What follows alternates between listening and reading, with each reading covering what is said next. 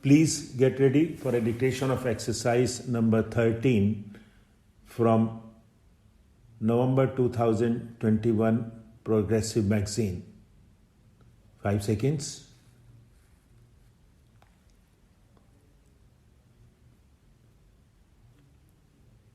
Start.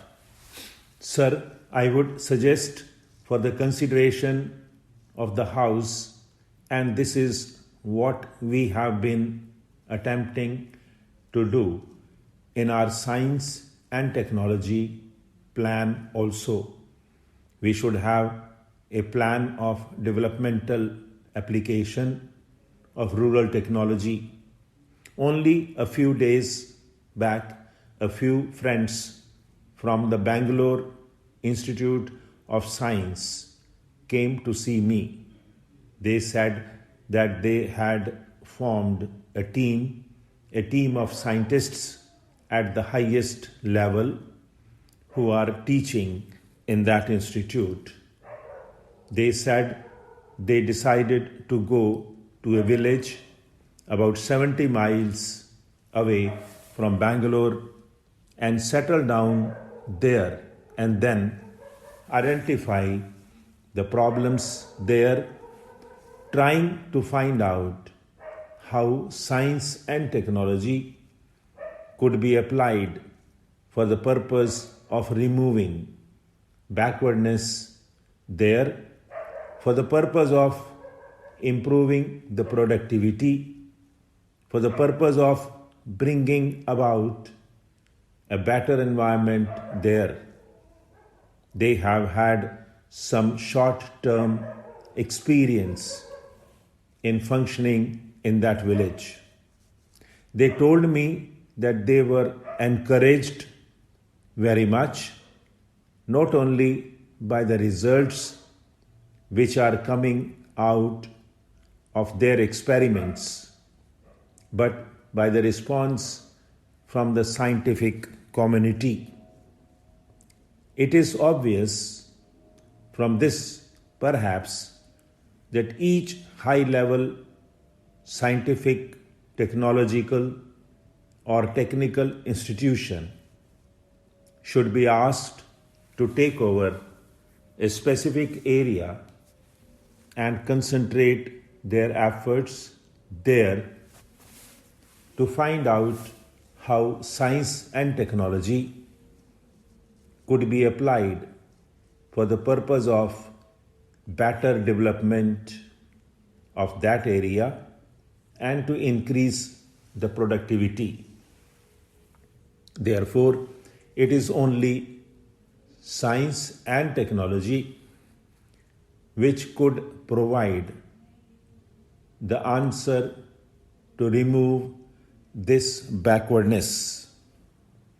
And it is on the basis of this alone that we would be able to tackle many of the problems with which we are confronted, whether it is unemployment or the removal of poverty, particularly in the rural areas.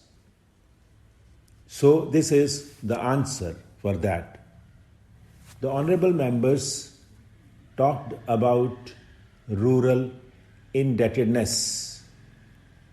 Rural indebtedness is also due to the feudal traditions which have been continuing, bonded labor and other things. All these will have to go. And it is not merely this indebtedness, but also the exploitation of the rural poor by the private money lenders, which has to go. My honorable friend pointed out this thing. As far as Bihar is concerned, it is a coal mine area. I recently went through a report. That person knew something about what was happening there, how the coal miners were being exploited by a set of organized money lenders and other antisocial elements. You talk about protecting the labor and the protecting the poor, but have you gone there?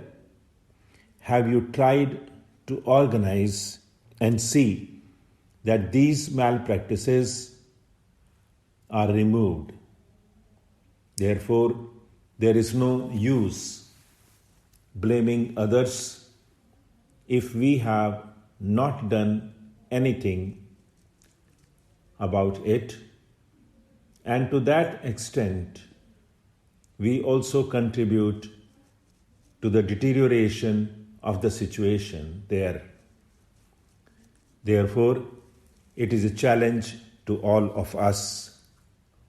There is no use of throwing blame on somebody if the private money lender is going to lead to this sort of exploitation of rural poor and even of the industrial labor, then we have got to sit down and think about it, how to abolish it, how to eradicate this practice. When we talk in terms of removing rural indebtedness, it is not by moratorium. Of course, that is a part of it, but it cannot stop there. We have to proceed further. You should have organizations to cater to the needs of these people. They want to continue in the same old tradition. How do these people get indebted? They get indebted because they want to imitate the rich in performing their marriages. They want to have the same funeral ceremonies. They want to have the same birth ceremonies, and therefore some of their indebtedness starts with this wasteful expenditure. Therefore, the social customs is a thing which stands in the way. But for this social custom, who sets the pattern? It is the rich people, even the educated people, who set the pattern.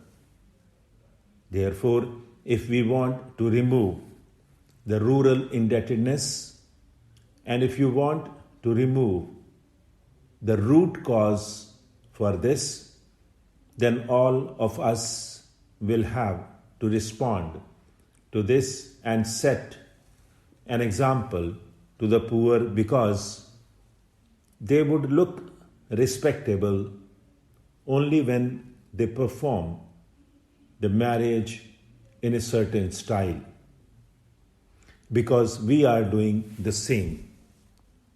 When we talk about the rural indebtedness, let us not attack the rural indebtedness in isolation.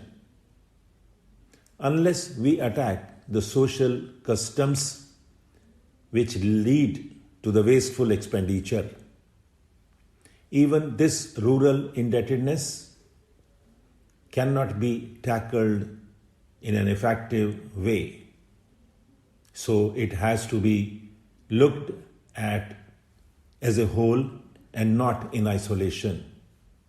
We should look at it from that point of view. It is the educated group, the richer section of the people, who spoil the poorer sections by their own wasteful expenditure. I'm coming to dowry. When we talk about it, in the International Year for Women, we are thinking of liberating the women. Can we liberate them from the dowry system, who are the worst sinners in this dowry system today? Stop.